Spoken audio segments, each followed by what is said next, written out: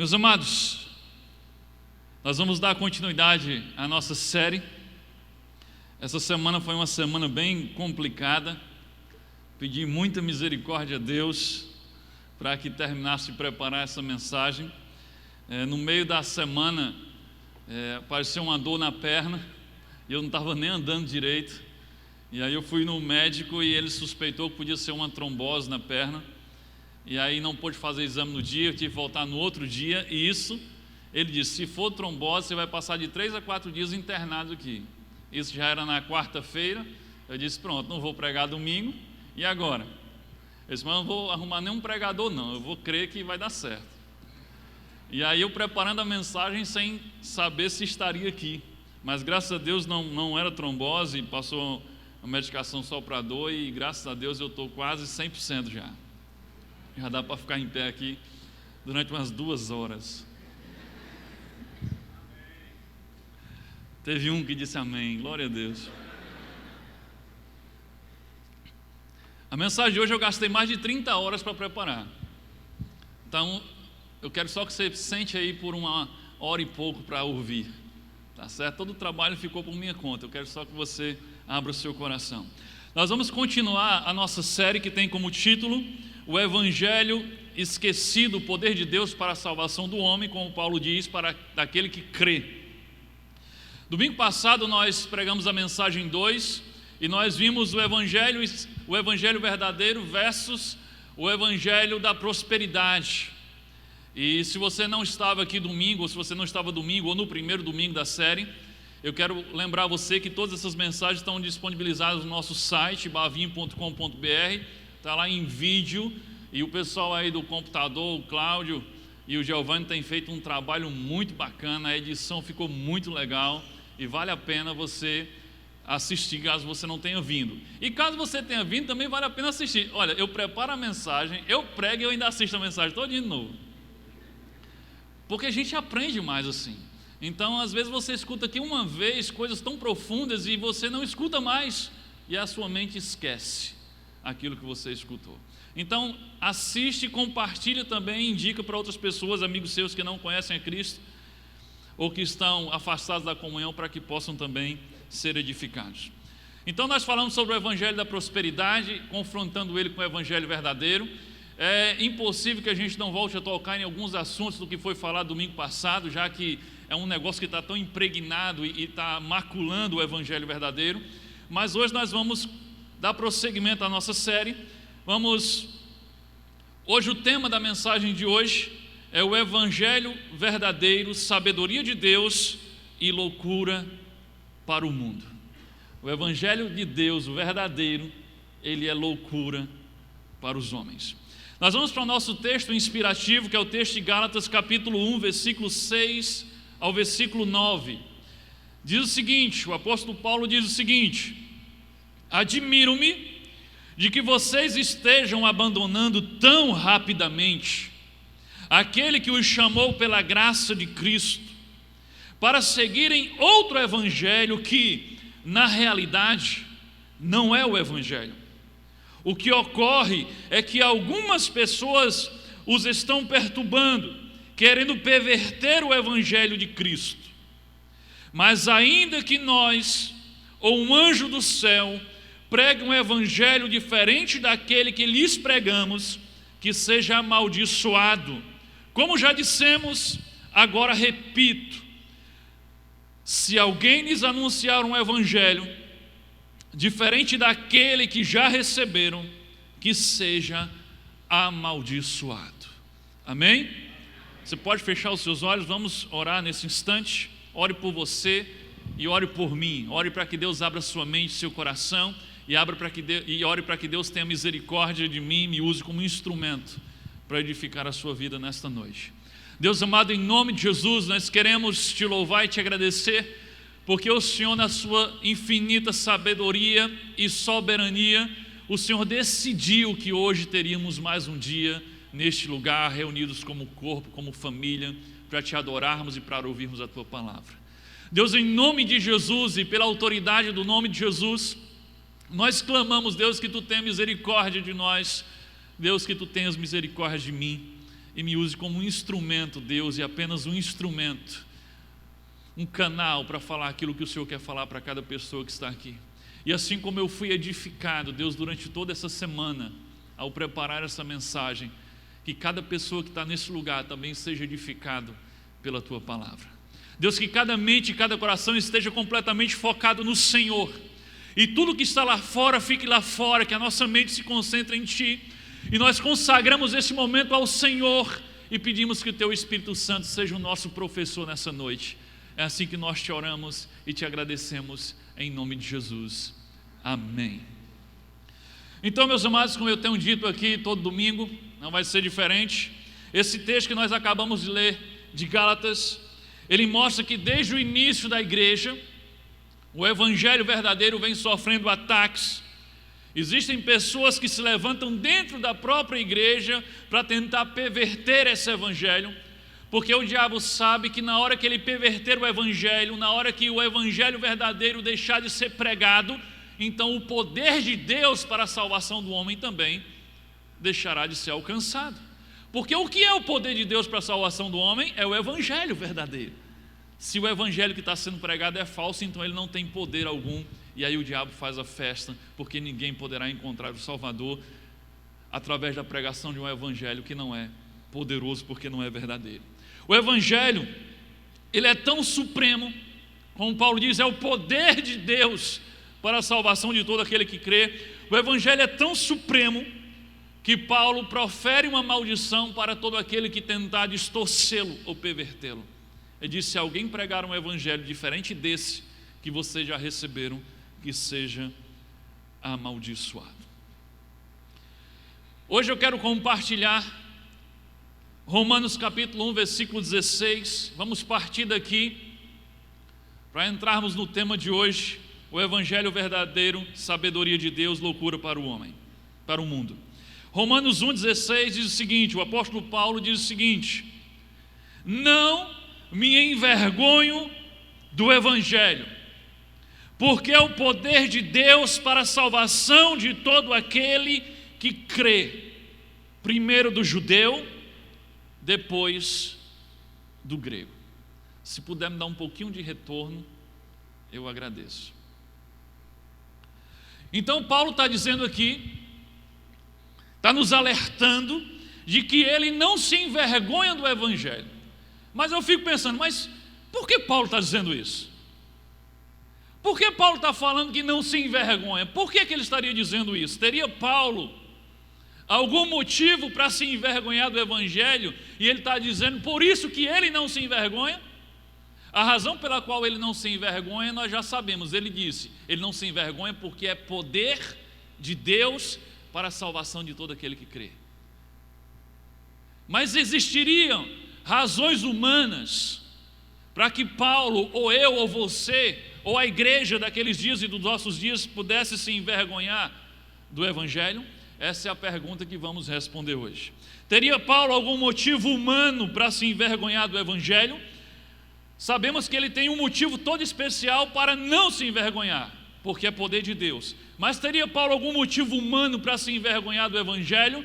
E eu digo a você que Paulo teria, e teria muitos motivos humanos para se envergonhar do evangelho. É por isso que ele faz questão de frisar isso diante de todos: eu não me envergonho. É como se ele dissesse, apesar das razões que tenho, eu não me envergonho do evangelho, porque ele é poder de Deus.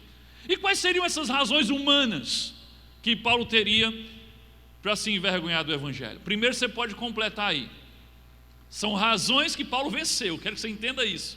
Mas eu quero que você entenda esse lado do evangelho que talvez você nunca tenha atentado para ele. Primeiro, o evangelho é uma mensagem ofensiva para o mundo.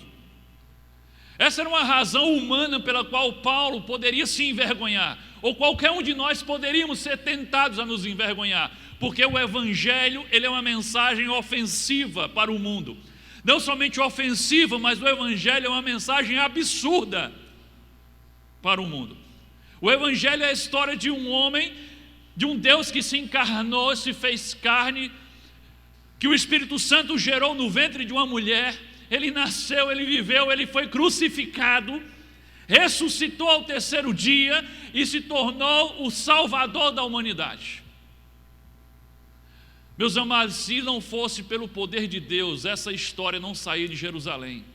Essa história é simplesmente um absurdo. Talvez você não parou para pensar nisso, mas o evangelho é absurdo para o homem sem entendimento espiritual. Ele é ofensivo também para o homem sem entendimento espiritual. Por isso Paulo tinha razões para se envergonhar, mas ele disse: não me envergonho, porque é poder de Deus. Olha só o que Paulo diz aí em 1 Coríntios 1, 23 e 24. Olha só o que ele diz a respeito do evangelho. 1 Coríntios 1, 23 e 24 diz assim: os judeus pedem sinais miraculosos e os gregos procuram sabedoria. Nós, porém, pregamos a Cristo crucificado, o qual de fato é escândalo para os judeus e loucura para os gentios, mas para os que foram chamados, tanto judeus como gregos, Cristo é o poder de Deus e a sabedoria de Deus. Olha o que Paulo está dizendo aqui. Para os judeus, esse Cristo crucificado que nós pregamos é um escândalo, é uma blasfêmia. Imagina, Paulo chegar para um judeu, ou qualquer cristão chegar para um judeu e dizer: olha, Jesus, aquele carpinteiro nazareno que morreu crucificado, acusado de blasfêmia e de traição, ele é Deus encarnado. Isso era uma ofensa para o judeu, era uma blasfêmia para o judeu. O próprio Cristo foi crucificado, acusado de blasfêmia, porque dizia ser o Filho de Deus.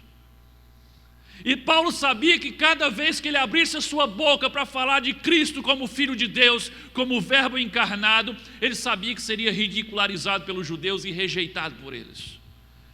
Paulo está dizendo: o Cristo crucificado é escândalo para os judeus, mas ele também diz: é loucura para os gentios, para os gregos, para os romanos, para os homens que se diziam sábios. E assim, eles buscam nisso sabedoria, eles querem entender. Mas imagina os gregos na sua filosofia, na sua inteligência, e Paulo apresentando o evangelho em que aquele carpinteiro que foi morto, crucificado, acusado de traição e de blasfêmia, tornou-se o único caminho que pode levar o homem a Deus. Isso não fazia o menor sentido para os gregos, para os gentios, para os romanos. Era loucura completa para a mente daqueles homens. Então entenda, Paulo tinha razões humanas sim para se envergonhar do evangelho, mas ele não o fazia porque ele sabia que era poder de Deus. E por que ele sabia? Porque essa mensagem do evangelho, se não fosse pelo poder de Deus, se não fosse a ação sobrenatural de Deus, o evangelho não tinha saído de Jerusalém. Porque é algo tão absurdo a mensagem do evangelho, que se não fosse sobrenatural e poder de Deus, ninguém se converteria a isso. Mas é tão sobrenatural que o próprio Paulo se converteu e era um matador de cristãos. Então Paulo sabia que não poderia se envergonhar, porque aquela mensagem, apesar de ofensiva, escandalosa e absurda para o homem normal, para o homem carnal, era poder de Deus para a salvação de todo aquele que cresce. Agora, isso não mudou nos nossos dias. De fato, nos acostumamos a ouvir sobre Cristo, mas o evangelho ele continua ofensivo para a cultura carnal e mundana dos dias de hoje também, assim como era para a cultura daquele tempo. Tem muita gente hoje que se envergonha do evangelho porque foca nessas coisas, mas o evangelho ele continua sendo um escândalo para o homem carnal. O evangelho ele continua sendo uma mensagem absurda e ofensiva para a cultura de hoje também. Eu quero frisar alguns choques do evangelho com alguns aspectos da cultura dos nossos dias. E o primeiro choque que eu quero frisar para você é esse daí: o relativismo versus o absolutismo. O absolutismo é do evangelho, o evangelho é absoluto, mas nós vivemos numa comunidade, numa cultura de relativismo. Tudo é relativo. Verdade? Quem tem a verdade? Tudo é relativo nesse mundo de hoje. Tudo pode ser verdade. Eles dizem: isso é verdade para mim, mas pode não ser verdade para você. Isso é verdade hoje, mas amanhã isso pode não ser verdade. É relativo, completamente relativo. A questão é, o que é certo para mim pode não ser certo para você. É isso que o mundo hoje prega. Alguma coisa pode ser certo para você e não ser certo para mim. A verdade é que hoje em dia cada um pode criar a sua própria verdade. Esse é o relativismo que nós vivemos hoje. Verdade? Não. Essa é a minha verdade. Você pode ter a sua verdade. Algo é verdade para mim, mas para você pode não ser. Aí, no meio desse relativismo todo, onde não existe verdade absoluta, quem entra em cena? O evangelho verdadeiro entra em cena com a postura rígida, inflexível, de verdades absolutas, imutáveis, inegociáveis. O evangelho entra nessa cultura relativista e diz: existe verdade sim. O evangelho não negocia as suas verdades. Ele diz: não, Jesus é uma verdade para um, mas não é uma verdade para outro. Não! O evangelho entra e diz: existe verdade absoluta sim. O evangelho entra em cena, chuta o balde do relativismo e diz: existe certo e existe errado. Existe verdade e existe mentira. Existe aquilo que é moral e existe aquilo que é imoral. Existe pecado. Essa palavra nem mais é usada nos dias de hoje. Pecado, não, maus hábitos, mau comportamento, pecado. O evangelho entra e chama isso de pecado.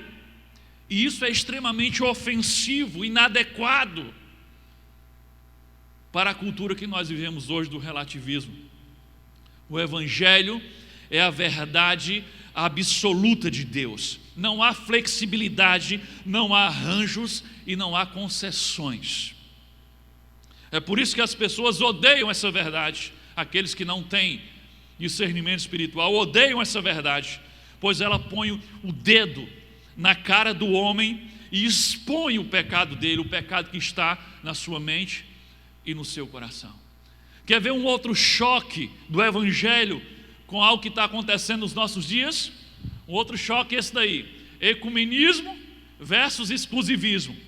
Nós vivemos hoje numa cultura ecumenista, onde o grande mover da sociedade como um todo é que as religiões se unam, é que sejamos uma só grande religião, é que deixemos de lado as nossas diferenças religiosas.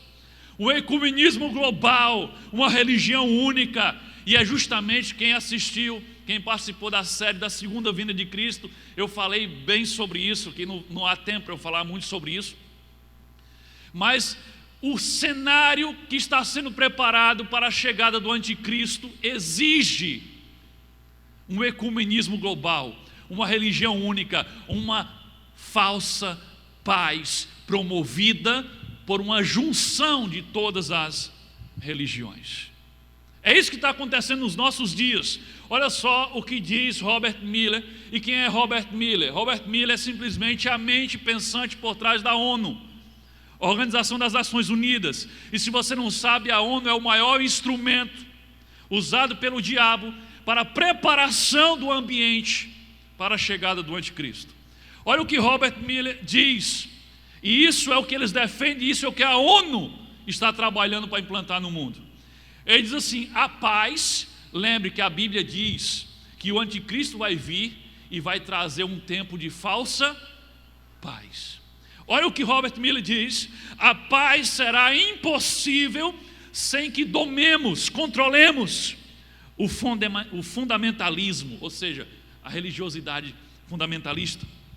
Através de que eles querem dominar e controlar? Através de uma religião unida que professe fidelidade somente a uma espiritualidade global e à saúde deste planeta. Olha como isso é sério. O que é que o mundo está conspirando? O que é que o mundo está trabalhando para realizar nos nossos dias? Uma paz fundamentada em combater a religião fundamentalista, aquela que acha que é exclusivista, que tem a verdade. Quem são esses? Cristianismo. E eles querem combater isso como? Criando uma religião única. que professe fidelidade somente a Deus, não, somente a uma espiritualidade global, e que todo mundo esteja unido pela saúde do planeta. Você ouviu falar sobre isso? Vamos nos unir para salvar o nosso planeta? Isso está sendo falado o tempo todo. É o que eles chamam de né? Em vez de U é um O, ecumenismo. A desculpa de salvar o planeta vai ser usada para juntar todos, inclusive todas as religiões. Inclusive naquela série eu mencionei aqui e mostrei os fatos. Agora não há tempo para isso, mas você pode assistir lá. Aquela série também ainda está disponível no nosso site. Mas eu mostrei que o ex-presidente de Israel, olha como isso é emblemático, um ex-presidente de Israel, ele sugeriu a criação da ONU das religiões. E ele sugere que quem vai liderar essa ONU das religiões, ou seja, essa única religião unida, que fosse o Papa Francisco. Então há um ecumenismo sendo planejado, sendo trabalhado, para que haja uma paz no mundo. E quem está perturbando essa paz? Os fundamentalistas, aqueles que são exclusivistas. Então, enquanto o mundo está conspirando e lutando para estabelecer uma paz, um acordo entre todas as religiões, enquanto eles estão dizendo vamos deixar as nossas diferenças religiosas de lado, enquanto eles estão dizendo vamos nos unir em uma só fé global, mesmo que não adore a Deus, adore só o planeta, vamos deixar as nossas diferenças e entender que todos os caminhos levam a Deus. O importante é respeitar o outro, o importante é amar, e essa conversa é linda. Mas vamos entender que todos os caminhos levam a Deus. E aí no meio dessa conversa toda chega o evangelho verdadeiro, que é exclusivista. Ele vem e acaba com a festa, ele chuta o balde e diz negativo. Só há um caminho, só há uma verdade, e só há um Senhor. E aí não tem como conciliar. Não dá para conciliar o evangelho com esse movimento global de uma religião única, porque o evangelho verdadeiro é claro. Olha o que diz João 14:6. Respondeu Jesus, olha o que nosso mestre diz. Ele diz: eu sou o artigo definido. Eu sou o caminho, a verdade e a vida. Ninguém vem ao Pai a não ser por mim. Como podemos conciliar isso? Nós não podemos abrir mão desse artigo definido, o caminho.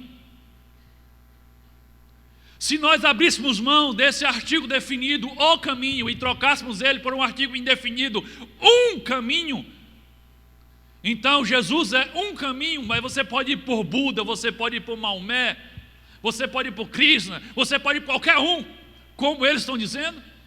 Se nós fizéssemos isso, nós estávamos negando Jesus, e o mundo perderia o Salvador. Não tem como conciliar. É por isso que o evangelho é ofensivo, é absurdo, porque ele não pode ser conciliado com outras religiões pagãs.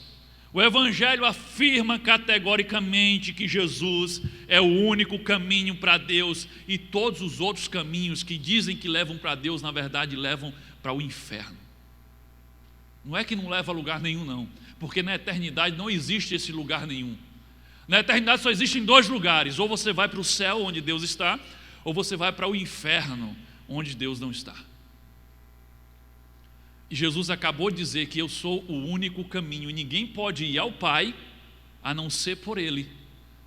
Então, se tem algum outro dizendo que é um caminho para Deus e não é Jesus, então é um caminho para o inferno. Então o evangelho chega e chuta o balde e diz negativo, que todos os caminhos levam a Deus. Só Jesus pode levar a Deus, só há um caminho. E aí isso é ofensivo demais, isso é fundamentalista demais, e aí não tem como conciliar. Deixa eu dizer uma coisa para você: quando o anticristo começar a reinar, e começaram a implantar a sua falsa paz e a sua religião única. Aqueles que vivem e pregam o evangelho verdadeiro serão acusados de arruaceiros, serão acusados de desagregadores, serão acusados de lutar contra a paz no mundo. Nós seremos odiados por todos e perseguidos por todos, como Jesus disse que nós seríamos. Porque quem vai pregar o evangelho verdadeiro vai dizer: essa paz não é verdadeira, e nós não podemos abrir mão do nosso Jesus para poder ter uma paz numa religião falsa que leva para o inferno. E vão dizer: vocês estão causando problema, vocês são a razão da confusão no mundo. Como já dizem. Agora não esqueça, se tentarmos tornar o evangelho menos ofensivo, ou mais agradável, ou mais conciliável com o mundo, nós estaremos retirando dele o que há de mais importante: o poder para a salvação de todo aquele que crê. Então não tente reduzir o evangelho, não tente conciliar o evangelho com a mentira que o mundo prega, porque se fizermos isso, ele perde o que tem de principal, aquilo pelo qual Paulo se orgulha, porque ele é poder de Deus para a salvação de todo aquele que crê. Amém? Segunda razão pela qual Paulo poderia se envergonhar: o evangelho retira o homem do lugar onde nunca poderia ter estado. Que lugar é esse? O centro da história. O evangelho chega colocando o homem no seu devido lugar. Ei, esse lugar não é teu não, desce daí. Tirando ele do centro da história. Porque o falso evangelho que é pregado hoje nos nossos dias, ele tem colocado o homem como o centro e a razão de todas as coisas. A satisfação do homem, o prazer do homem, a felicidade do homem, o conforto do homem são as coisas mais importantes do universo. O universo inteiro tem que trabalhar para dar essas coisas para o homem. Então, quando o evangelho verdadeiro chega e diz que o filme da vida não é sobre o homem, mas é sobre Deus, ele diz: presta atenção, a história não é sobre você não, você não é o ator principal do filme não, o filme é sobre Deus, cara, tu é figurante. E aí isso ofende as pessoas. Olha o que diz Romanos capítulo 11, versículo 35 e 36. Quem primeiro lhe deu para que ele o recompensasse? Para que ele o recompense? Pois dele, por ele e para ele são todas as coisas. A ele seja a glória para sempre. Amém. Olha o que está dizendo aqui. Quem foi a pessoa, quem foi o humano que deu primeiro alguma coisa a Deus, para que depois Deus tivesse a obrigação de recompensá-lo? Quem foi que deu algo a Deus sem antes ter recebido dele? É isso que Paulo está dizendo. Quem foi que chegou para Deus e disse: Deus, eu vou te dar alguma coisa que você não tem, e a primeira coisa que o Senhor está recebendo, e agora o Senhor tem que me recompensar? O ser humano, tudo que ele tem foi Deus que deu, e se ele der alguma coisa a Deus, é porque Deus deu a ele. E Paulo está dizendo: quem é você? Porque dele, por ele e para ele são todas as coisas. A ele seja a glória para sempre. Amém. E aí o evangelho joga o homem no seu devido lugar. Não é Deus que existe para servir o homem, mas é o homem que existe para adorar e servir a Deus. Mas o que é que estão tentando fazer com esse evangelho pirateado? Estão tentando amenizar o escândalo do evangelho, porque Paulo disse que ele é um escândalo. Mas estão tentando amenizar o escândalo, estão tentando conciliar o evangelho, torná-lo mais brando, pregando um outro evangelho em que o homem se sinta mais importante do que ele é. Na verdade, nós vimos domingo passado, tem pregado um evangelho que pregam que o homem é Deus, é um Deus, e Deus na verdade é o Deus dos deuses. É isso que estão dizendo por aí. Você viu domingo passado a gente mostrando esse tipo de evangelho que está sendo pregado aí. Então estão disfarçando o evangelho estão cegando a sua lâmina, porque a palavra diz que a palavra de Deus é como uma faca afiada, que ela corta e penetra na divisão da alma e do espírito, mas estão cegando a lâmina do Evangelho, estão apagando a sua lâmpada, estão retirando o seu sal, para tornar o Evangelho mais simpático, menos ofensivo para o mundo. Não se escandalize com o que eu vou dizer, mas domingo à noite talvez seja o momento de maior idolatria no Brasil. Domingo à noite é o momento que os evangélicos do Brasil, milhões e milhões, se reúnem para vir à igreja, e a maioria talvez estão vindo à igreja para encontrar com um Deus falso que eles mesmos criaram, que não reflete o Deus verdadeiro. E o que é adorar um Deus falso, se não idolatria? Se reúnem para adorar um Deus que não é o Deus verdadeiro, mas um Deus que eles mesmos criaram, que parece mais um servo e um capacho do que o Senhor. As pessoas não estão saindo de casa para adorar a Deus, elas estão saindo de casa para receber alguma coisa do seu Deus servo, receber a bênção, receber o conforto, receber a unção, receber o poder. Saem de casa para serem servidas por Deus, um Deus que, segundo o evangelho podre que é pregado hoje, é um Deus que tem a obrigação de nos abençoar e nos servir. Eu mostrei isso aqui domingo passado, olha só para relembrar domingo passado aí, o evangelho que estão pregando por aí, não vou nem dizer quem é. Ele diz assim: Deus fica na obrigação de abençoar você. Por quê? Porque todo o sustento da obra dele vem das suas mãos ele está falando. Ali está a fonte de onde ele fala isso. Então as pessoas estão saindo de casa para vir à igreja, não para adorar a Deus, mas para serem servidas e abençoadas por um Deus que tem a obrigação de abençoar, porque afinal de contas ele depende de mim para o sustento da obra dele aqui na terra.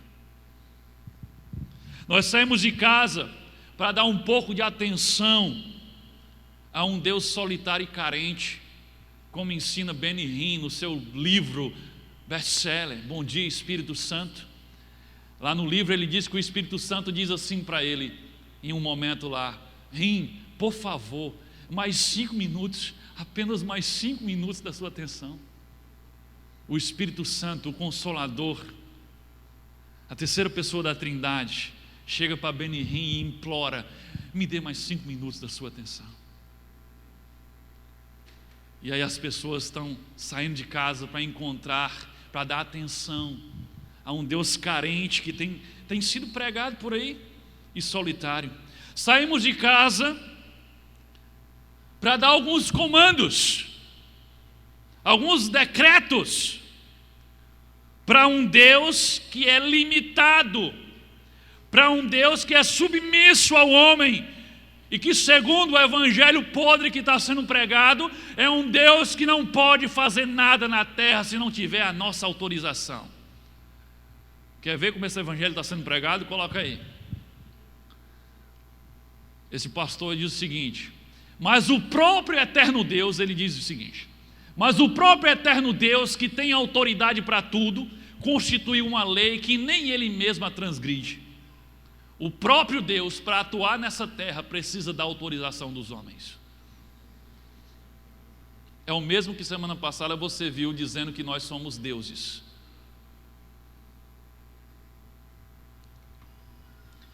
Então, com base nesse evangelho que tem sido pregado, os crentes têm saído de casa para vir à igreja dar comandos. Eu decreto, eu declaro, eu exijo, eu não aceito. A quem? A um Deus submisso, que precisa da minha autorização para agir sobre a terra.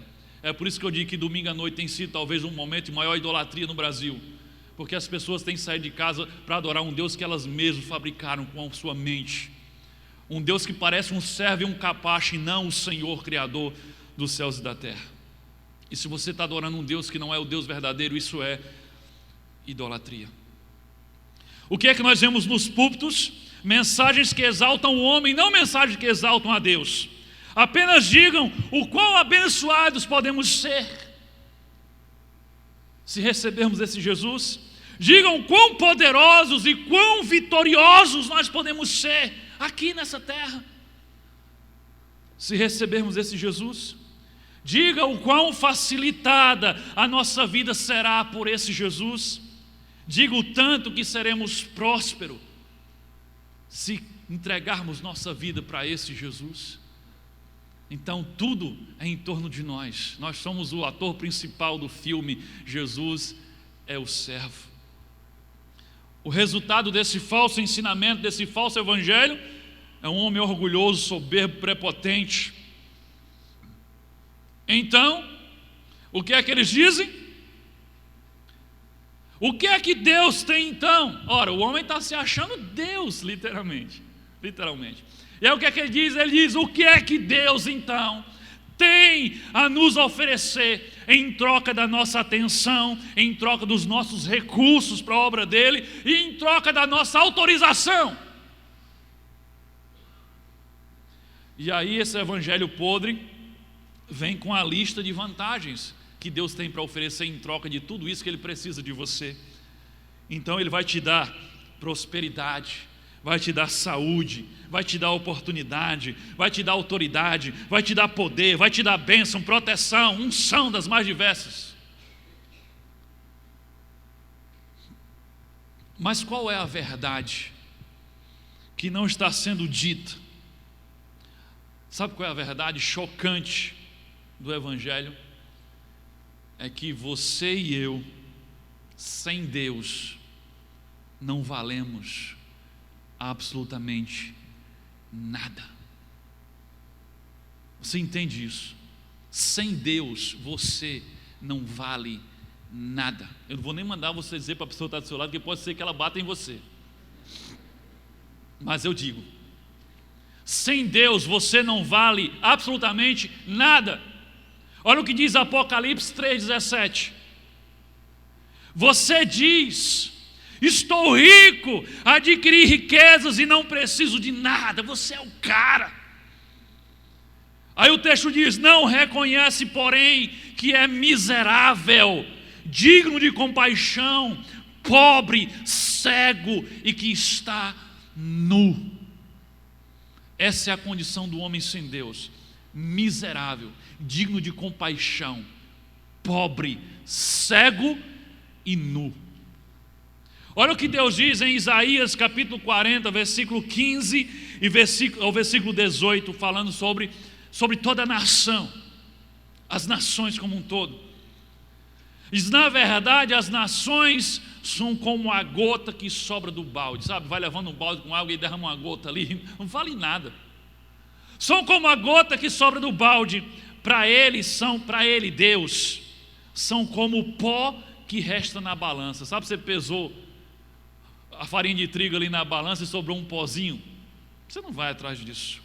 Ele diz, diante dele, todas as nações são como nada, nada. Para eles são sem valor e menos que... Você achou ruim dizer que não era nada? Ele diz, menos que nada. A quem vocês compararão Deus? Como poderão representá-lo? Isso é forte. Você diz, poxa, fiquei ofendido, Deus. Mas o que está dizendo aqui é que diante de Deus, comparando-se, observe que no final ele diz, a quem vocês o compararão? Ele está dizendo, pegue o homem e compare ele com Deus, e diante de Deus ele é menos que nada. Aqui não está dizendo que Deus não ama você, aqui está dizendo que você diante de Deus é menos que nada. Baixa a bola, desce daí. É isso que está dizendo, menos que nada. Um dos atributos revelados na Bíblia sobre Deus é que Ele é autossuficiente. Sabe o que significa isso? Deus não precisa de ninguém, de nada, para ser quem Ele é e fazer o que Ele quiser. Deus sem você, sabe o que é que Deus é sem você? Diga para mim. Agora você sem Deus é quê? Nada. um evangelho que enaltece o homem, que exalta o homem e termina, sabe o quê? Por afastá-lo de Deus. É isso que acontece. Termina por afastá-lo de Deus. É por isso que a simples pregação do evangelho e da salvação não está mais atraindo as pessoas. Salvação? Mas nós não sentimos que precisamos de salvação. Afinal de contas, nós somos a joia rara que Deus tanto precisa e tanto procura. Na verdade, esse evangelho tem sido apresentado de um jeito que nós somos praticamente a salvação de um Deus carente. É como se Deus estivesse incompleto sem mim. E se eu disser não para Deus, Deus vai ficar mal, hein? Eu sou a salvação de um Deus carente e incompleto. Então, como a mensagem de salvação vai me atrair? É por isso que nós vivemos como se Deus devesse tudo a nós. Esse evangelho falso não está lá em outra igreja, não, está no nosso meio. Nós estamos vivendo essa porcaria. Tem muita gente aqui que está vivendo como se Deus devesse tudo a ele. Eu vejo isso o tempo todo. Como se Deus me devesse tudo. Deus me deve proteção, Deus me deve sustento, Deus me deve saúde, Deus me deve riqueza e mais, Deus me deve explicação. Explicação. Eu vejo isso o tempo todo. Mas pastor, como é que Deus pode fazer isso? Mas como é que Deus permite um negócio dele? Deus, por que Deus? Ele deve explicação a você, não é? Por que Deus? Por que o Senhor fez assim? Por que não fez assado? Por que, Senhor? Por que o Senhor permitiu que esse mal viesse sobre mim? Por que, Senhor, o Senhor deu aquela bênção para ele e não deu para mim? Por que o Senhor não fez desse jeito, fez daquele? Por que o Senhor não chegou naquela hora, chegou depois? Por quê? Por quê? Nós agimos como se Deus devesse para nós. Ele deve tudo. Ah, Senhor, logo agora que eu estou vindo para a igreja e o Senhor deixou que o pneu do meu carro furasse? Ah, não entendo. Não entendo. Logo agora que eu resolvi ir para a escola dominical e o Senhor permitiu que a minha perna ficasse doendo. Ah, não entendo. Por quê?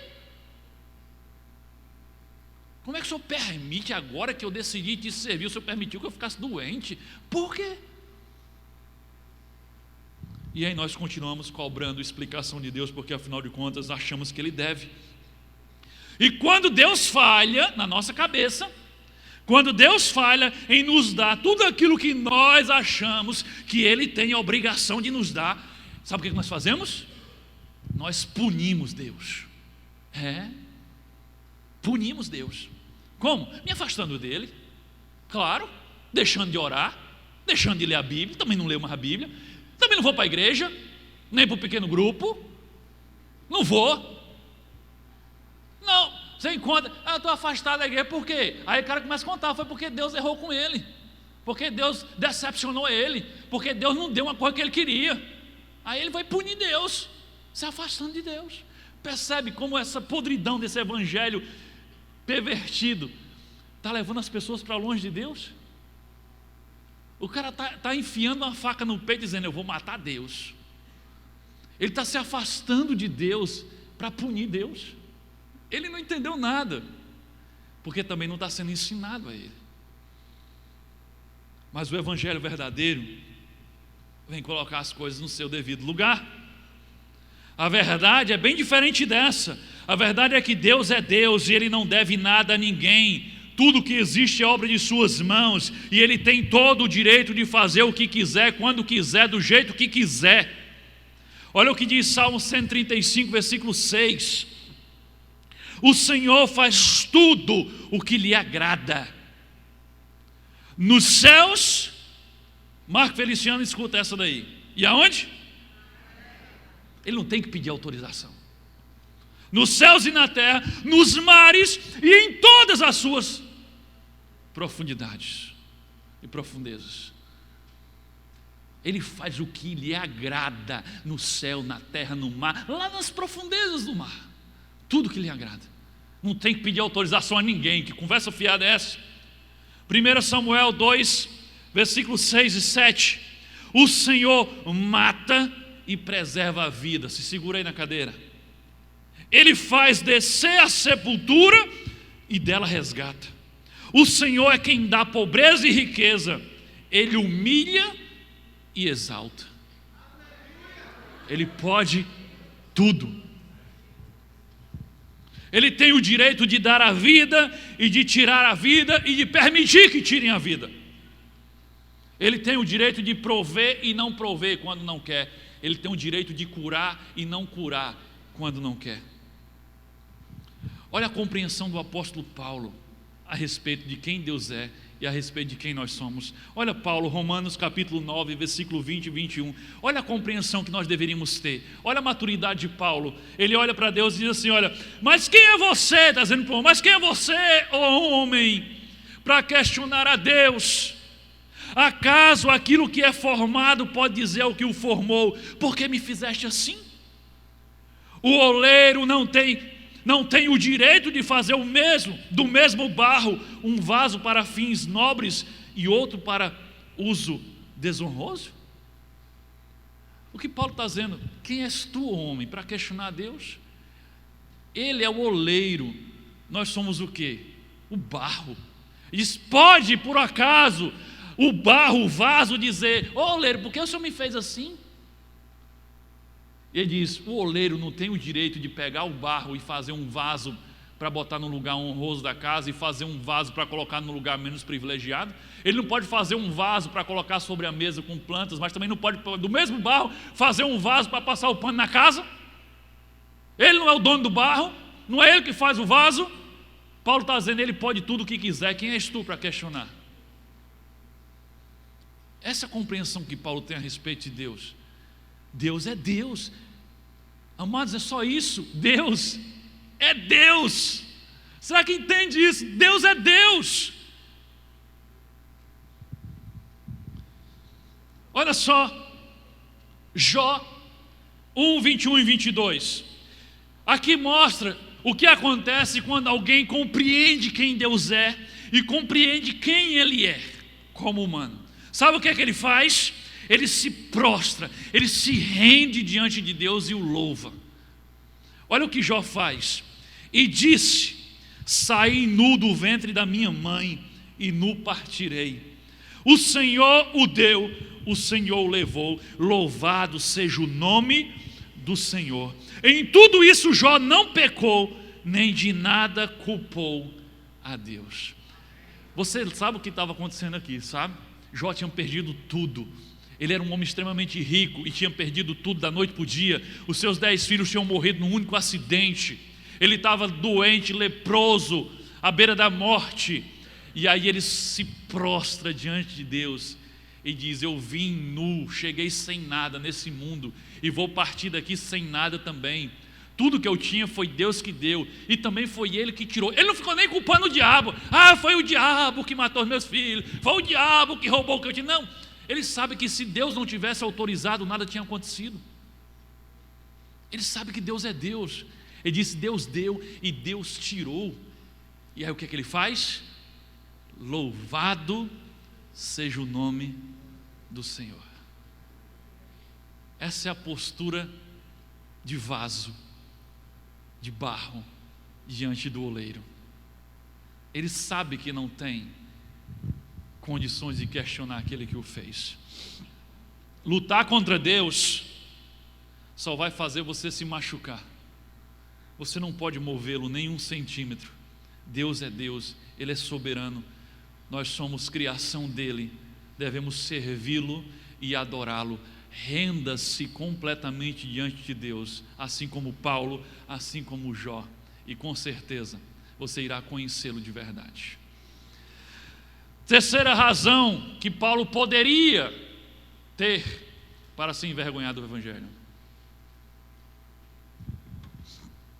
O Evangelho revela que Deus, além de ser amor, também é santo, e justo juiz. Se segura aí na cadeira. O Evangelho revela que Deus, além de ser amor, também é santo e justo juiz. O Evangelho diluído de hoje só diz assim, resume Deus a uma sentença: Deus é amor. Deus é amor, Deus é amor, Deus é amor, Deus é amor. É verdade que Deus é amor? Claro que é verdade. Mas essa é toda a verdade a respeito de Deus? Não. O Evangelho também revela outros atributos de Deus. É verdade que Deus é amor? Sim. É verdade que Ele é amor, Ele é compassivo, Ele é clemente, Ele é longânimo, Ele é grande em misericórdia. As suas misericórdias se renovam a cada manhã. Mas também é verdade que Ele é perfeito, Ele é santo e Ele é justo. É verdade também que Ele está irado com o pecado e com toda a injustiça praticada pelos homens, porque isso também diz na sua palavra. Salmo 7, 11 e 12. Deus é juiz justo, um Deus que se ira todos os dias. Se o homem não se converter, presta atenção aí, se o homem não se converter, Deus afiará a sua espada. Já tem armado o seu arco e está aparelhado. Isso é verdade sobre Deus. Ele se ira todos os dias. Contra o quê? Contra a iniquidade, contra o pecado. E se o homem não se converter, ele já está afiando a sua espada. Salmo 5, versículo 4 e 6. Tu não és um Deus que tenha prazer na injustiça, contigo o mal não pode habitar. Os arrogantes não são aceitos na tua presença. Presta atenção. Odeias todos os que praticam o mal. Destróis os mentirosos, os assassinos e os traiçoeiros, o Senhor detesta. É um Deus diferente do que você conhecia? Porque talvez você só escutou a metade da história.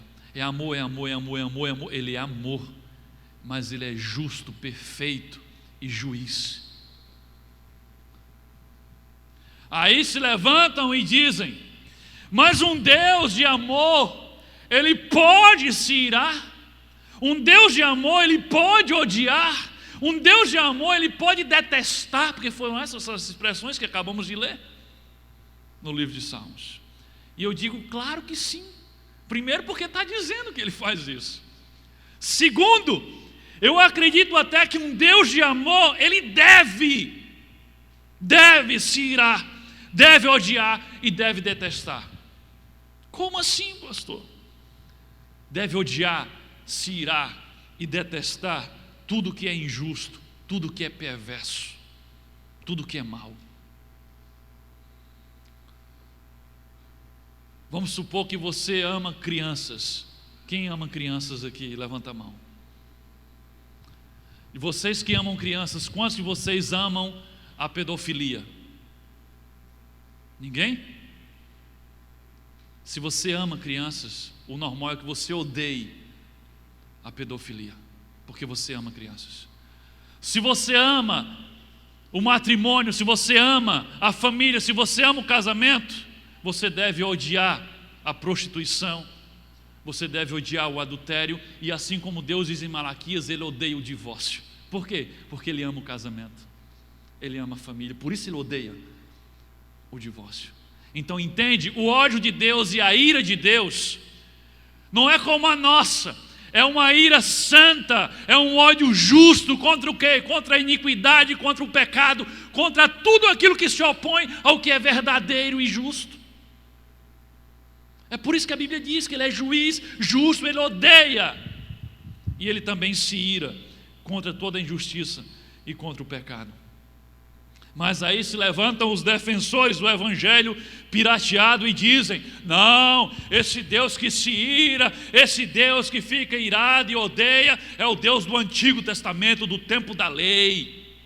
Mas nós vivemos no tempo da graça, e o Jesus do Novo Testamento é só amor, paz e amor. Tem nada desse negócio aí de odiar o pecado, de justiça, de condenação, de matar. Não, no Novo Testamento é só paz e amor. Como você explica Mateus 25, versículo 41 e 46? Aqui não é Antigo Testamento, Mateus. Aqui é Novo Testamento. Aqui é Jesus falando. Preste atenção o que é que Jesus diz que fará no julgamento final. Então ele dirá aos que estiverem à sua esquerda: meus amados, é assim que ele diz? Ele diz: malditos, apartem-se de mim para o fogo eterno, preparado para o diabo e os seus anjos, e estes irão para o castigo eterno, mas os justos para a vida eterna.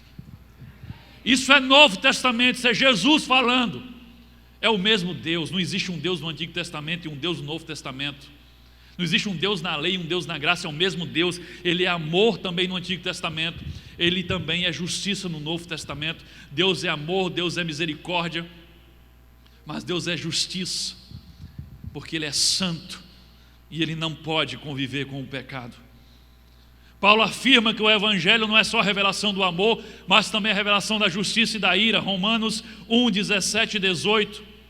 Porque no evangelho é revelada a justiça de Deus, uma justiça que desde o princípio ao fim é pela fé, como está escrito: o justo viverá pela fé.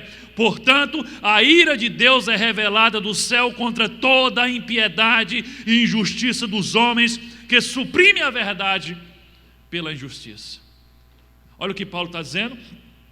O evangelho revela a justiça de Deus, e depois ele diz: a ira de Deus é revelada.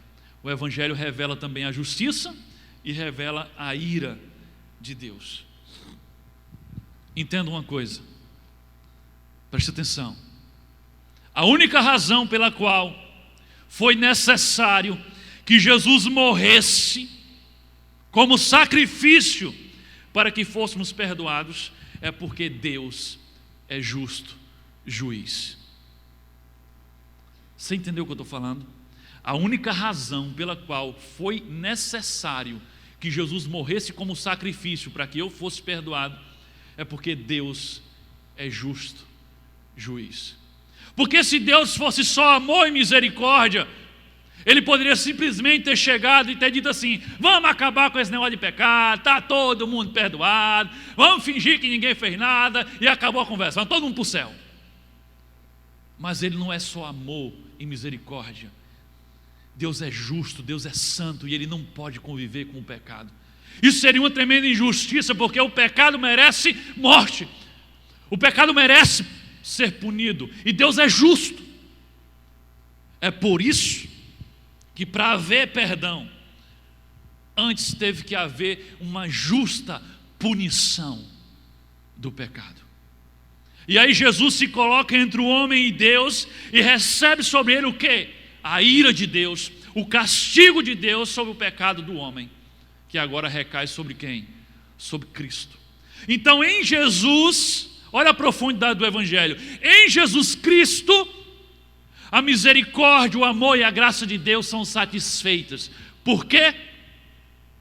Porque ele pode perdoar o homem do seu pecado. Mas em Jesus, a justiça de Deus também é satisfeita. Por quê? Porque a punição do pecado do homem caiu sobre Jesus. O pecado foi punido com justiça. Então Jesus satisfaz a justiça de Deus, porque ele recebe sobre ele a punição justa do pecado do homem. E Jesus satisfaz a misericórdia, a graça e o amor de Deus, porque Deus pode então perdoar o homem sem que ele mereça. E aí, você pode estar pensando, como alguns normalmente pensam quando chega a esse ponto, e diz: então pastor, está tudo resolvido, né? Está tudo resolvido. Jesus veio e pagou a punição do pecado e está todo mundo salvo. ok? Está todo mundo salvo, não há mais punição, Jesus já foi punido no nosso lugar e está todo mundo absolvido. É assim? Não, calma, não é assim.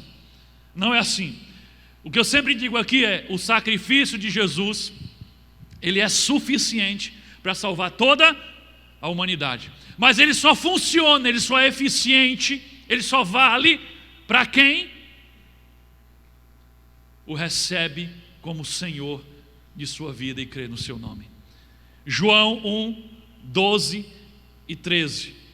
Mas a todos quanto receberam, aos que creem em seu nome, deu-lhes o poder de se tornarem filhos de Deus. Todo mundo nasce filho de Deus. Quem se torna filho de Deus? Aqueles que recebem Jesus em suas vidas e creem em seu nome. João 5, 24. Eu lhes asseguro, quem ouve, Jesus falando, quem ouve a minha palavra e crê naquele que me enviou, tem a vida eterna e não será condenado, mas já passou da morte para a vida. Quem está salvo e já passou da morte para a vida? Quem ouve a palavra de Jesus e crê naquele que o enviou. João 15, versículos 5 e 6. Jesus diz: eu sou a videira, a árvore, vocês são os ramos. Se alguém permanecer em mim e eu nele, esse dá muito fruto, pois sem mim vocês não podem fazer coisa alguma. Se alguém não permanecer em mim, será como um ramo que é jogado fora e seca. Tais ramos são apanhados, lançados ao fogo e queimados. O que é que faz você ser um ramo vivo que dá fruto? É estar ligado em Jesus, e Jesus está ligado em você. Se não estiver ligado em Jesus, o que é que diz? Será lançado fora e queimado. Isso aqui é uma alusão aqui ao inferno. Então entenda, presta atenção, isso é muito importante. Entenda. Se você receber a Jesus como seu Senhor, se você crer no nome dEle, se você ouvir a palavra dEle, se você permanecer ligado a Ele e Ele ligado a você, você vai dar muito fruto. E então você estará debaixo da misericórdia, do amor, da graça e do perdão de Deus. É isso que está dizendo o Evangelho. Agora, se você não receber a Jesus, se você não crê em seu nome, se você não der ouvidos à sua palavra, se você não permanecer ligado a Ele e não der frutos, você vai ter que arcar com a justa punição pelo teu pecado. Você estará debaixo da ira de Deus. Essa é a verdade do Evangelho. O amor, o perdão e a graça se manifestam sobre aqueles que estão em Cristo. E a ira de Deus e a justiça de Deus se manifestam sobre aqueles que não quiseram estar em Cristo. Fora de Jesus, a única coisa que o homem receberá será castigo, ira e justa punição. Essa é a verdade chocante do Evangelho. Fora de Jesus, justamente você merece morte, punição e o cálice da ira de Deus. Mas atenção, atenção. Aguenta aí, gente. Vale a pena. Atenção, atenção. A sirene da heresia está tocando. Tem heresia no meio da igreja. Tem falso evangelho sendo pregado por aí. E tem um movimento crescente dentro da igreja evangélica que está dizendo que ninguém será punido, que está dizendo que todos no final serão salvos, porque afinal de contas, Deus é amor. E depois de tudo isso que eu falei, do que a palavra diz, ainda tem gente pregando isso e acreditando nisso, que no final das contas, Deus vai salvar todo mundo, não haverá punição, não haverá inferno, não haverá nada disso. Sabe como é o nome dessa heresia? Universalismo é o nome dessa heresia. Universalismo. O que é que essa heresia diz? Que todos serão salvos, independente de Cristo. Amados, é com pesar que eu vou colocar o próximo slide. É um pastor de uma igreja batista que disse o seguinte: ficaremos surpresos quando chegarmos ao céu e percebermos lá toda a humanidade, toda a humanidade. Isto é, crentes, incrédulos, pessoas que nunca acreditaram em Cristo, juntas, louvando ao Senhor. Ali não dá para você, o azul está bem forte, mas ali é o endereço do vídeo em que ele diz isso. Caso você depois assista em casa, você vai ver e você pode ver que ali realmente ele fala sobre isso. Olha o que ele está dizendo aqui: ficaremos surpresos quando chegarmos ao céu e percebermos lá toda a humanidade, isso é, crentes, incrédulos e pessoas que nunca acreditaram em Cristo, juntas, louvando ao Senhor.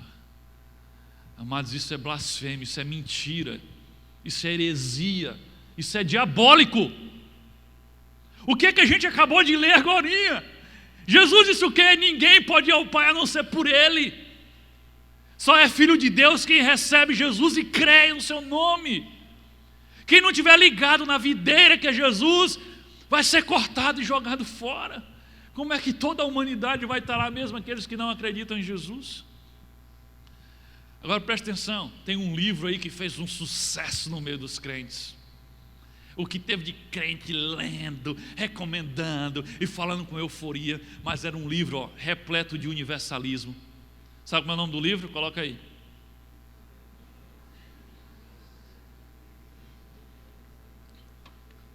Indicando, irmão, lê aquele livro, é uma bênção. Bênção coisa nenhuma. Esse livro é uma ferramenta repleta de universalismo. O livro A Cabana, a história, fala da relação de um homem que tinha perdido a sua filha, que tinha sido assassinada, sequestrada, e aí ele tem um encontro com a Trindade, com Deus Pai, Deus Filho e Deus Espírito Santo, na cabana onde a filha havia sido sequestrada. E Deus Pai é apresentado como uma mulher africana chamada Papa. E isso não é o problema, tá? Jesus era um homem do Oriente Médio, de aparência judia, carpinteiro, e o Espírito Santo era uma mulher asiática. E eles vão conversando e Deus vai revelando os seus mistérios e acalmando o coração daquele homem. Olha só, eu separei aqui um trechinho do livro para você ver o universalismo presente nesse livro. Olha só esse trechinho, diz o seguinte: Jesus diz a Mark é o personagem principal lá: aqueles que me amam vêm de todos os sistemas existentes. São budistas ou mórmons, batistas ou muçulmanos, democratas, republicanos e muitos que não votam ou não fazem parte de qualquer reunião dominical ou instituição religiosa. Jesus acrescenta: eu não tenho nenhum desejo de torná-los cristãos. Quem é cristão? Seguidor de? Mas apenas acompanhá-los em sua transformação em filhos e filhas do meu Papa, em meus irmãos e irmãs, meus amados. Mark faz então a pergunta óbvia: todos os caminhos levam a Cristo? Jesus responde: muitos caminhos não levam a lugar algum, o que significa que eu vou caminhar por qualquer caminho para te achar. Sabe o que está dizendo aqui? Que Jesus pode caminhar através do caminho do budismo, de qualquer outro caminho espiritual, para encontrar você. Aí tem um outro trechozinho que diz assim, no caso o Papa, que é Deus, diz a Mark que ele está reconciliado com todo mundo. Mark questiona: todo mundo?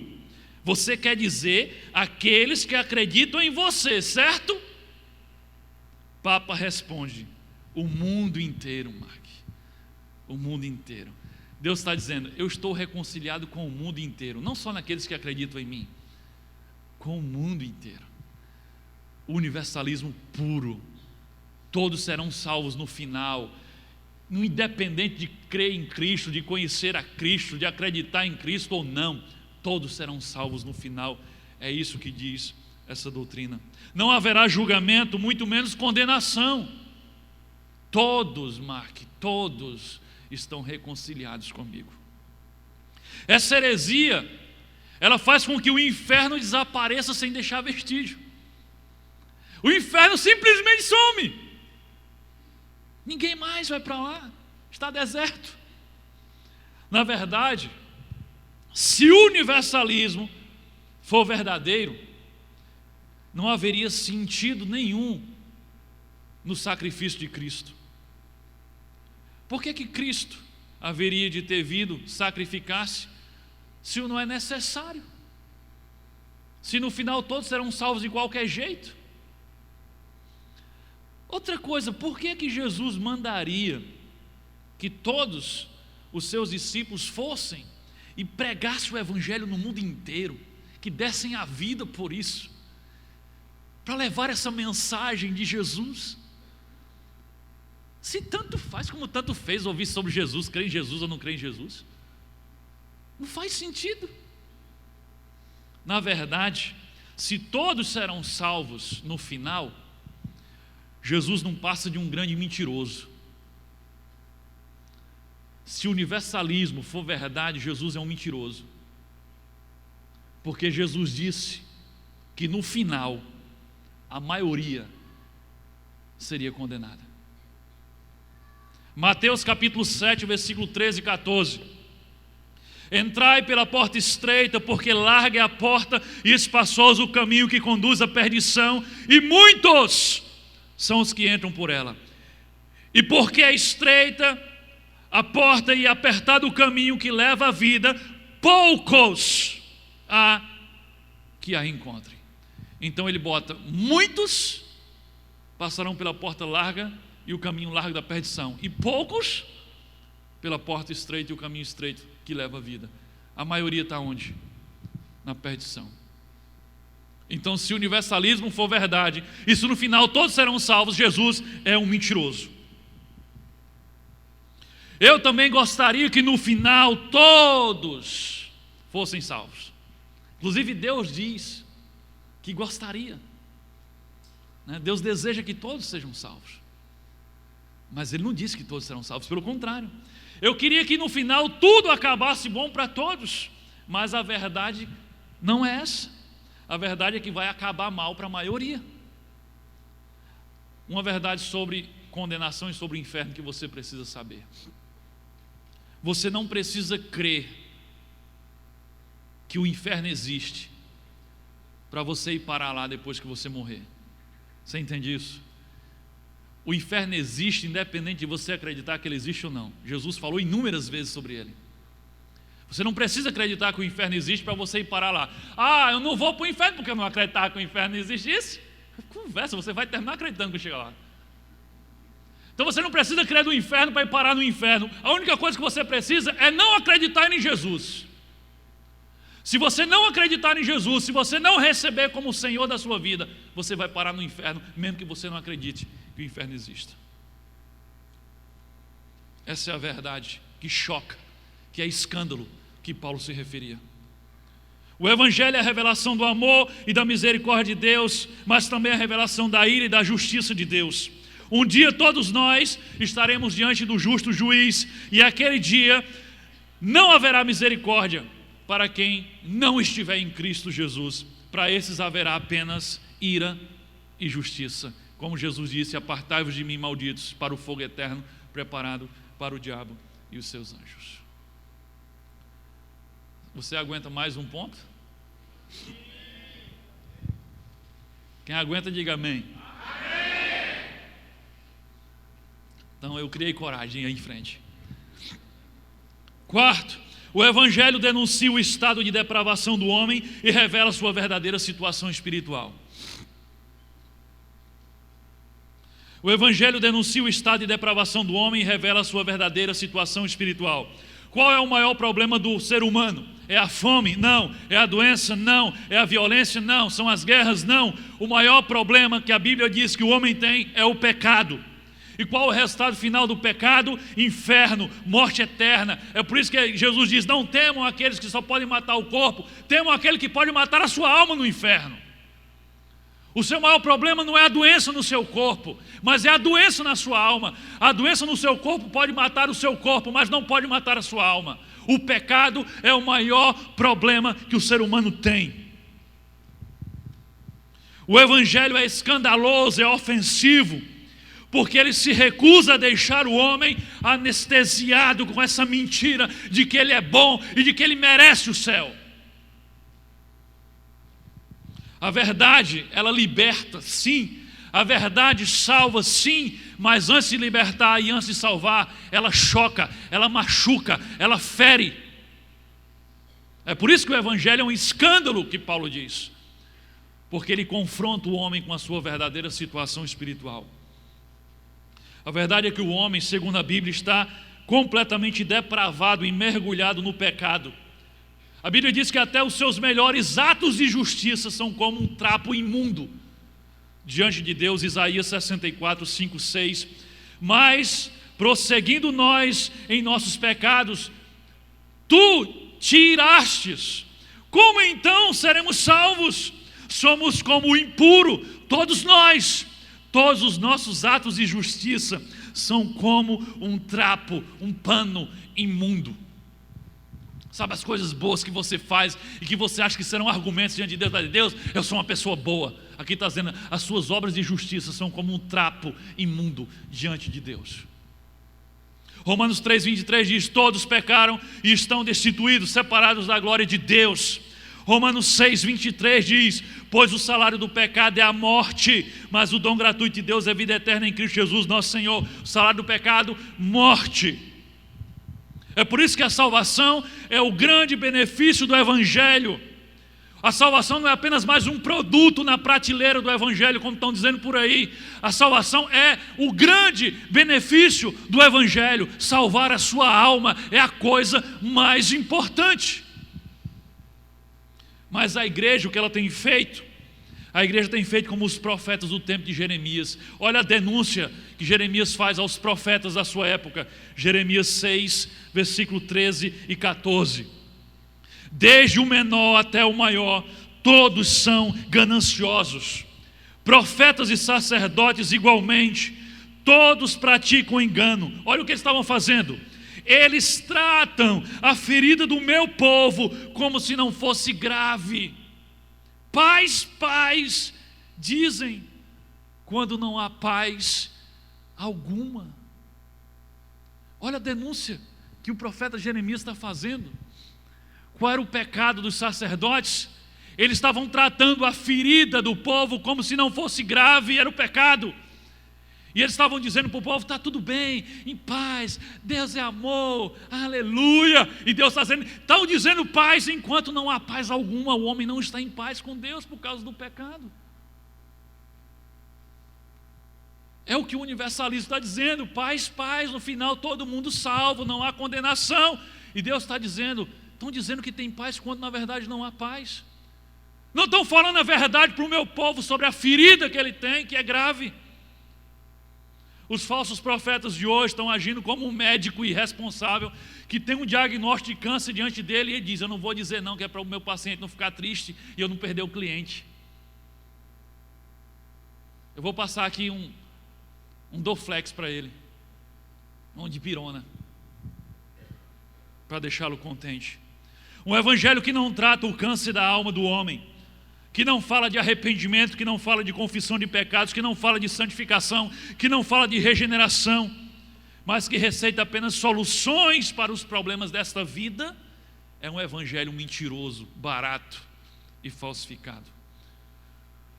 Jesus não está sendo apresentado como um médico que pode curar o câncer da alma das pessoas e levá-las para a vida eterna. Esse evangelho falso de hoje tem apresentado Jesus e Deus como o gênio da lâmpada, que pode realizar todos os seus desejos e tornar a sua vida terrena melhor e mais confortável. Assim, as multidões estão sendo mantidas terrivelmente próximas de Jesus, mas tão distantes da salvação, porque elas estão próximas a Jesus, querendo que Jesus lhe dê pão, cura, dinheiro, mas elas não pedem o que elas mais precisam, que é a salvação. O nosso problema, o problema da humanidade, é que nós não estamos entendendo o real estado espiritual que nós nos encontramos. Por isso nós estamos perdendo tempo, correndo atrás de coisas que não valem nada. Chegue para um homem que esteja condenado no corredor da morte, com a sentença marcada, e pergunte a esse homem o que é que ele mais deseja de todo o seu coração. Eu duvido que ele diga que quer uma Ferrari, que quer um iate, que quer uma mansão, ou que quer muito dinheiro, porque ele sabe que na condição em que ele está, isso não vale absolutamente nada. Sabe o que é que ele vai dizer que quer? Perdão e liberdade. Ele quer viver, é isso que ele quer. Por quê? Porque ele tem plena consciência do estado em que ele está. Todo homem sem Jesus, toda pessoa sem Jesus, está no corredor da morte, com o passaporte carimbado para o inferno.